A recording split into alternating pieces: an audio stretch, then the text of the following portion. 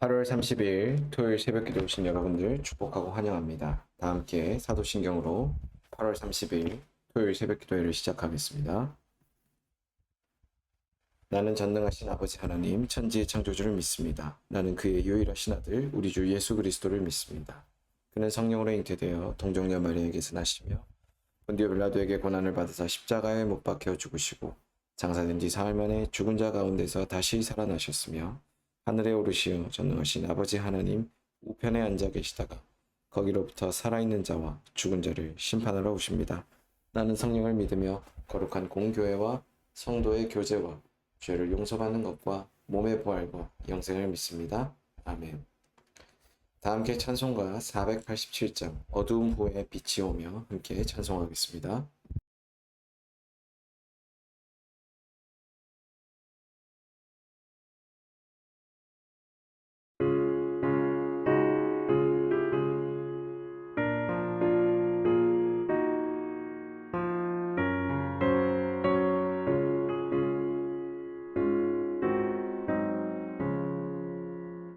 어두움 위에 빛이 오며 바람 불 위에 잔잔하고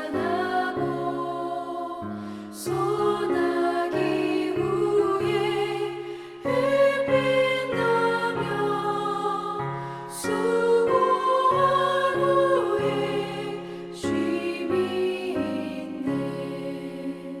연약함 후에 강건하며 애통한 후에 위로받고 눈물 난 후에 웃음 있고 씨 뿌린 후에 주수하네.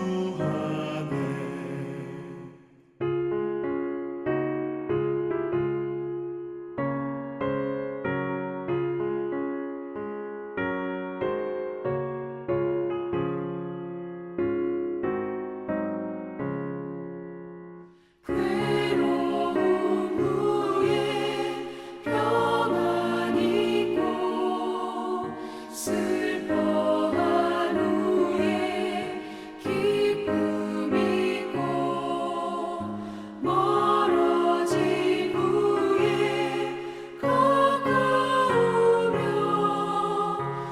고독한 후에 친구 있네. 고생한 후에 기쁨 있고 십자가 후에 영광 있고 죽음 온 후에 영생하니 이러한 도가 진리로다.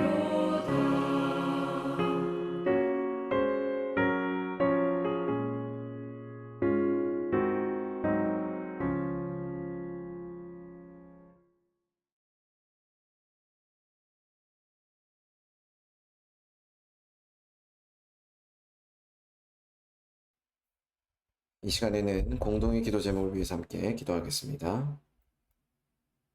첫 번째로는 나라를 위해서 함께 기도하겠습니다. 나라를 위해서 함께 기도할 때에는 우리나라의 청년들을 위해서 함께 기도하겠습니다. 우리나라의 청년들이 진학과 취업과 결혼이라는 인생의 과업을 수행하는 그런 시기를 지나고 있습니다.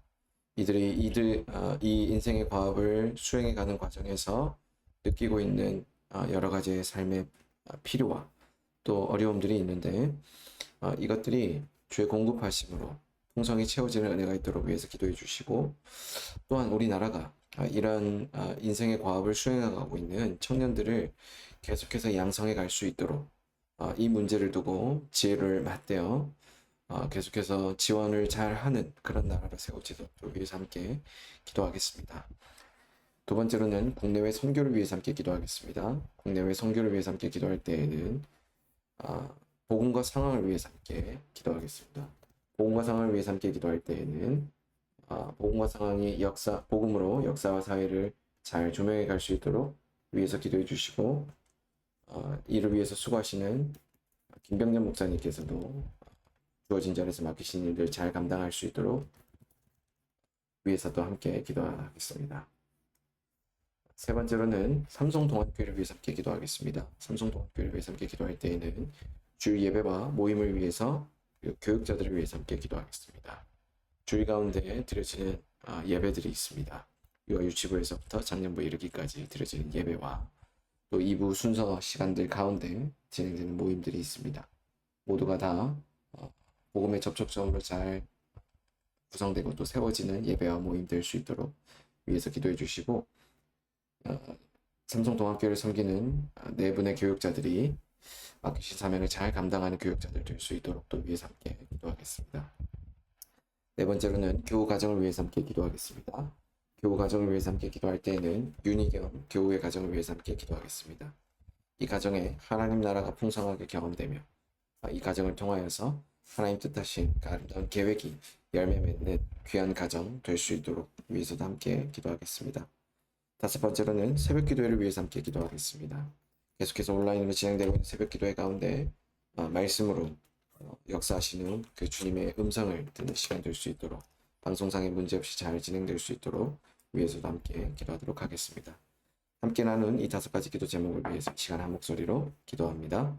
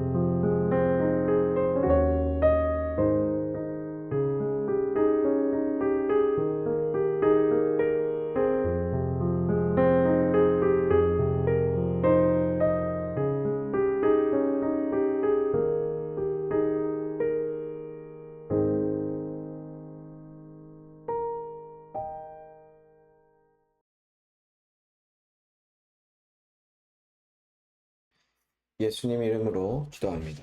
아멘. 오늘 하나님께서 우리 모두에게 주신 말씀은 시편 135편의 말씀입니다.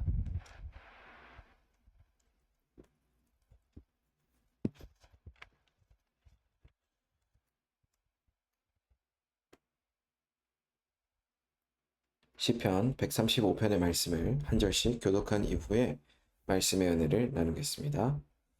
한 절씩 교독합니다. 할렐루야, 여호와여, 여호와의 이름을 찬송하라. 여호와의 종들아 찬송하라. 여호와의 집, 우리 여호와의 성전, 곧 우리 하나님의 성전들에 서 있는 너희여, 여호와를 찬송하라. 여호와는 선하시며 그의 이름이 아름다우니 그의 이름을 찬양하라. 여호와께서 자기를 위하여 야곱 곧 이스라엘을 자기의 특별한 소유로 택하셨음이로다. 내가 알거니와 여호와께서는 위대하시며 우리 주는 모든 신들보다 위대하시도다. 여호와께서 그가 기뻐하시는 모든 일을 천지와 바다와 모든 깊은 데서 다 행하셨도다. 안개를 땅끝에서 일으키시며 비를 위하여 번개를 만드시며 바람을 그 곳간에 내시는도다. 그가 애굽의 처음 난 자를 사람부터 짐승까지 치셨도다. 애굽이여, 여호와께서 내게 행한 표적들과 징조들을 바로와 그의 모든 신하들에게 보내셨도다. 그가 많은 나라를 치시고 강한 왕들을 죽이셨나니 곧 아모리인의 왕 시온과 바산 왕 옥과 가나안의 모든 국왕이로다. 그들의 땅을 기업으로 주시되 자기 백성 이스라엘에게 기업으로 주셨도다. 여호와여, 주의 이름이 영원하시니이다. 여호와여, 주를 기념함이 대대 이르리로다. 여호와께서 자기 백성을 판단하시며 그의 종들로 말미암아 위로를 받으시리로다.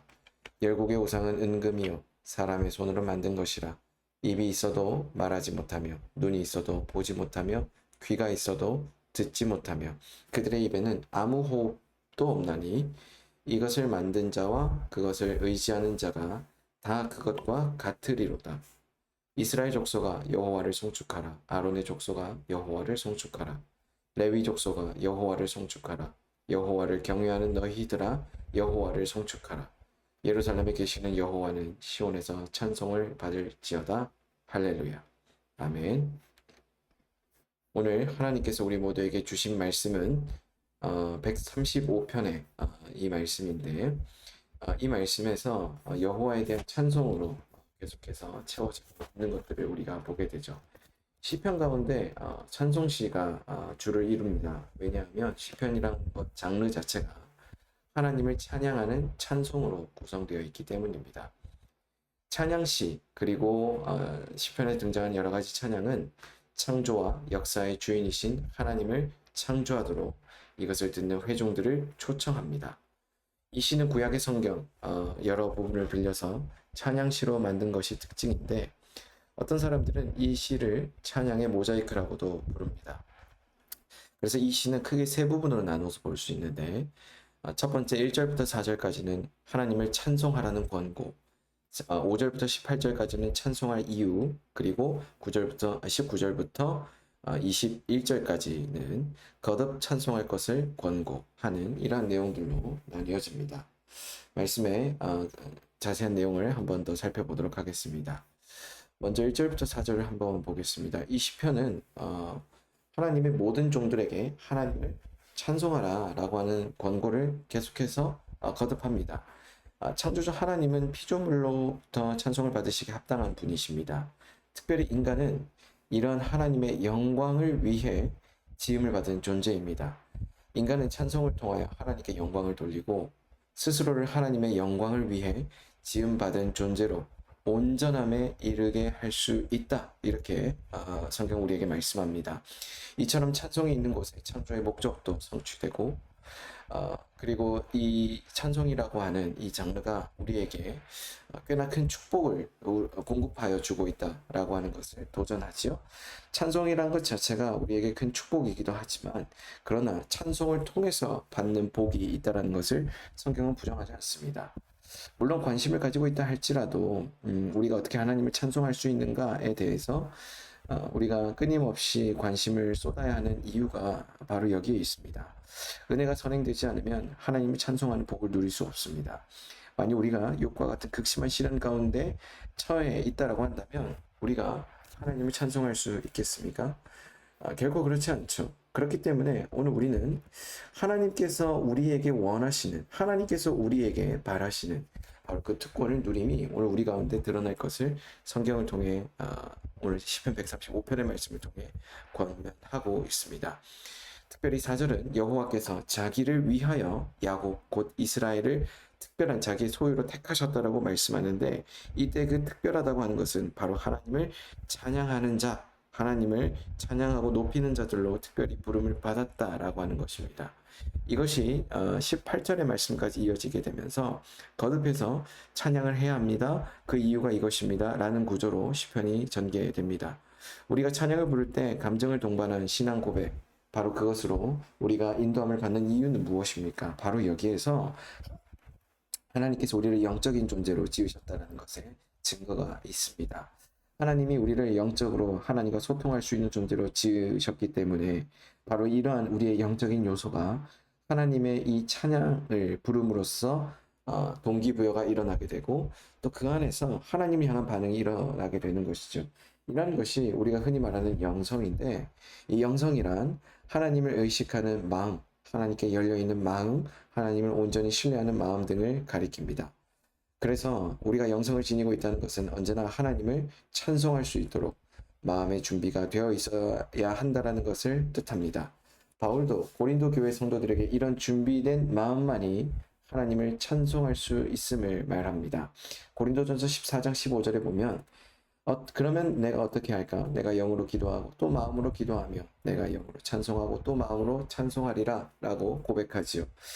우리가 어떻게 하나님을 찬송하라는 권고를 받을 수 있도록 준비된 마음을 지니고 살 수 있습니까?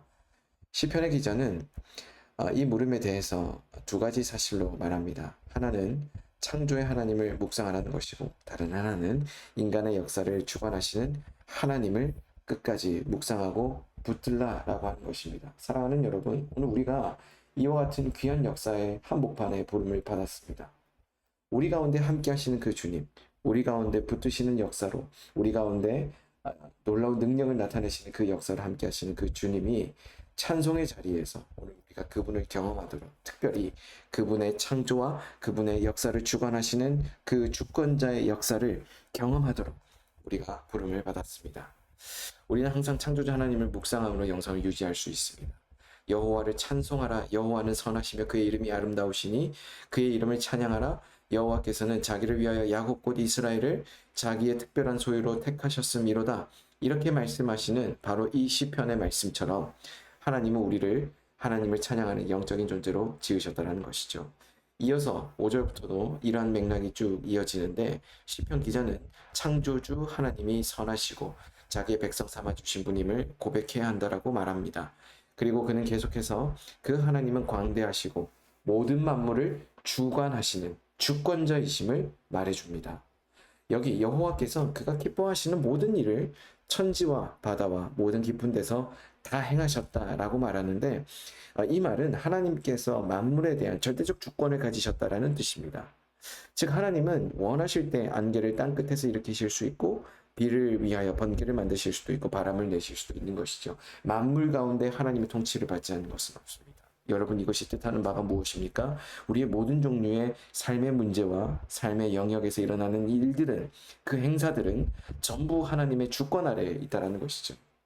하나님이 우리의 모든 삶을 다스리십니다. 여러분, 이것을 우리가 처해 있는, 또 우리를 둘러싸고 있는 여러 환경과 상황을 통해서 깨닫도록 우리에게 그 자리로 부르셨다라는 것을 하나님 우리에게 말씀하시죠. 우리가 영성을 유지하기 위해 창조주 하나님에 대하여 묵상해야 할 것은 하나님의 선하심과 광대하심입니다. 만물에 대하여 가지신 주권과 우리를 택하여 주심, 바로 이러한 것들은 우리가 하나님을 찬양할 마음의 준비를 이루는데 동기를 부여하고, 또 그 가운데서 하나님을 경험하도록 우리를 이끌어주죠. 사랑하는 여러분, 우리가 하나님을 묵상하는 존재로, 또 찬양하는 존재로 부름받았다는 사실에 기뻐하고 감사하며 그에 합당하게 반응하시게 되기를 주의 이름으로 축복합니다. 또한 영적인 존재로 지음받았다고 하는 것에 또 하나의 반증은 역사를 주관하시는 하나님을 묵상함으로 영성을 유지할 수 있다라는데, 우리가 그 이유를 찾아볼 수 있습니다. 8절과 9절을 함께 보겠습니다. 여기에 보면 하나님은 애굽의 역사를 주관하심으로 이스라엘로 하여금 애굽 땅에 거할 수 있게 해주셨을 뿐만 아니라 때가 이르렀을 때 애굽을 떠나 약속의 땅으로 돌아갈 수 있도록 그들의 역사를 주관하셨습니다. 애굽 왕 바로와 애굽의 모든 사람들이 이와 같은 하나님의 역사를 방해하고자 했으나 오히려 그들만 넘어졌을 뿐 하나님의 뜻은 절대 무너지지 않았습니다. 우리는 이와 같은 모습을 이스라엘의 역사에서도 찾을 수 있습니다. 하나님은 사울을 패하고 다윗을 세우셨을 때에도 어떠한 것도 이와 같은 하나님의 뜻을 막을 수 없다라고 보여주셨죠. 마찬가지로 우리의 삶의 여정에서 수많은 일들이 우리의 삶 가운데 이루어지고자 하는 그런 하나님의 뜻, 이것이 방해를 받는다 할지라도 하나님의 뜻은 이루어집니다. 두 가지가 같이 있습니다. 하나님의 뜻이 반드시 이루어진다와 그 뜻을 방해하고자 하는 세력들, 그 시도들은 끊임없이 이어진다라는 거죠. 우리가 속으면 안 됩니다. 방해하는 세력들이 그것을 끊임없이 무너뜨리려 하지만 그러나 하나님의 뜻은 그렇게 만만한 것이 아닙니다. 하나님의 뜻은 반드시 이루어지게 되어 있습니다. 그분이 그것을 이루시는 완전한 분이시며 능력자이시기 때문입니다. 그가 이렇게 우리에게 도전하시는 또 하나의 단초가 10절부터 12절까지 이어지게 되는데, 그분은 우리의 역사를 주관하시는 분임을 이스라엘에게 자기의 기업을 주셨다라고 말씀하시는 부분과 또 여러 이방 나라의 왕들이 하나님께서 이 백성을 주관하시는 것, 또 이 백성을 소유로 삼으셨던 것을 결코 훼손하지 못한다라고 말씀하신 것에서 찾을 수 있습니다. 하나님의 그 역사를 주관하신 이것은 우리가 영적으로 지음받은 존재로서 그분을 깨닫고 더욱더 알아갈 때 비로소 구체적으로 경험하게 되는 하나님의 성품인 것이죠. 하나님은 애굽의 역사만 주관하시는 것이 아니고 모든 나라의 역사를 주관하십니다. 여기 많은 나라라는 말은 하나님께서 원하신다면 세상에 존재하는 나라들 가운데 어떠한 나라도 주관하신다라는 뜻입니다. 실제로 하나님은 아모리와 바산과 그리고 가나안의 모든 나라를 쳐서 그들의 땅을 빼앗아 이스라엘에게 기업을 주셨습니다. 이것이 잔인해 보이십니까? 아니요, 그렇지 않습니다. 하나님을 대적하려 했던 모든 세력은 결코 그들의 뜻과 그들의 영토와 그들의 영역을, 그들의 힘을 계속해서 자랑하거나 유지해 갈 수 없습니다. 하나님은 그를 통해서 하나님의 주권이 반드시 그들보다 더 나으며 또 그들이 역시 하나님의 주권 아래 놓여 있음을 명명백백히 밝혀 보여주십니다. 그렇기 때문에 오늘 우리는 그분이 주인이심을 찬양하는 것이 곧 우리가 영적으로 지음을 받았으며 동시에 우리가 그분으로부터 영적인 존재로 지음을 받아 그분의 영광에 참여하게 되는 귀하고 복된 존재들임을 함께 경험하게 되는 것이지요. 그래서 우리는 그분의 그 놀라운 창조 섭리와 주권자로서의 우리를 이끄심을 통해 하나님, 우리도 하나님께서 원하시는 존재로 더욱더 지음받아 가기를 소망합니다 라는 이러한 수준의 고백을 하게 되는 것입니다. 여러분, 영적인 삶을 살아나가고 계십니까? 여러분들 삶 속에 찬양이 계속해서 이어지고 있습니까? 오늘 이와 같은 일들이 우리 가운데 나타나지 않았다라고 한다면 오늘 우리는 영적인 존재로 지음을 받았음에도 불구하고 결코 그 지으신 하나님의 목적에 부합한 삶을 살고 있다라고 볼 수 없는 것이죠. 여러분께 도전합니다. 여러분, 하나님께서 우리를 영적으로 지으셨기 때문에 그분과 교제하며 특별히 찬양함으로 그분께 나아가는 여러분들 되시기를 주의 이름으로 축복합니다. 이와 같은 내용이 18절에까지 쭉 이어지게 되고 19절부터 21절까지의 내용에서는 하나님께서 우리에게 창조주 되시며 역사의 주인 되시는 것을 말씀하시는 것이 어떻게 다시 한번 반복되는지를 보여주죠. 바로 하나님을 송축함으로 높이는 것입니다. 찬양은 신앙의 최고 단계입니다. 항상 찬송하는 것이 우리의 신앙을 온전함에 이르는 것, 바로 그것의 반증이기도 하지요. 그러나 하나님을 찬송하도록 권고함을 받았음에도 불구하고 찬송을 부를 수 없다는 것은 참으로 불행한 일입니다. 영적으로 흔들리고 있다는 증거이기도 합니다. 여러분, 우리가 찬양을 통해서 하나님을 바라보아야 합니다. 주님은 항상 하나님을 아버지라 고백하며 그분을 높이는 찬양을 주님께 올려드렸습니다. 노래로, 곡조로 뿐만 아니라 그분이 올려드린 기도가 바로 그분을 향한 찬양이었습니다. 심지어 그분은 십자가에서도 하나님을 아버지라 고백하며 하나님의 뜻이 나의 이 죽음을 통하여서 온전히 드러나게 되기를 소망합니다라고 끝까지 기도하셨고 그분께 송축과 또 영광을 올려드렸습니다. 저와 여러분들의 삶은 어떠합니까? 주님께서 이렇게 영광과 찬송과 또 그 고백을 올려드렸던 이 사건을 통해 확보하신 하나님과의 그 관계는 오늘 우리에게도 전이 되어 우리가 그분의 관계 안에 놓여지게 되고 그분을 찬양하는 그러한 자들로 세워지게 됩니다. 사랑하는 여러분, 주님을 의지할 때 우리는 하나님을 아버지로 높이며 하나님 아버지를 우리가 찬양하며 그분과의 관계가 회복되어 그분 안에서 하나님을 더욱더 높이게 되는 우리가 될 줄로 믿습니다. 주님을 의지합시다. 주님을 의지함으로 찬양합시다. 주님을 의지함으로 영적인 존재로 지음받은 우리가 하나님 앞에서 영적인 존재로 행하고 또 그와 같은 자로 살아나가시게 되기를 주의 이름으로 축복합니다. 함께 기도하겠습니다. 사랑의 주님, 고맙고 감사합니다. 영적인 존재로 지음을 받아 부름받은 우리가 주님을 찬양할 수 있도록 부르시고 또 붙드시니 고맙고 감사합니다. 주님, 오늘 우리가 주님을 끝까지 붙들게 하여 주십시오. 그래서 우리가 주님을 영적인 존재로 따르며 또한 우리도 지으신 목적대로 영적인 존재로 세워지는 귀하고 복된 인생들 되게 하여 주옵소서. 사랑이 많으신 예수님 이름으로 기도합니다. 아멘. 다 함께 주기도문으로 오늘 새벽 기도회를 마치겠습니다. 하늘에 계신 우리 아버지, 아버지의 이름을 거룩하게 하시며 아버지의 나라가 오게 하시며 아버지의 뜻이 하늘에서와 같이 땅에서도 이루어지게 하소서. 오늘 우리에게 일용할 양식을 주시고 우리가 우리에게 잘못한 사람을 용서하여 준 것 같이 우리 죄를 용서하여 주시고 우리를 시험에 빠지지 않게 하시고 악에서 구하소서. 나라와 권능과 영광이 영원히 아버지의 것입니다. 아멘. 이 시간 이후에는 각자 가진 기도 제목을 위해서 기도하겠습니다.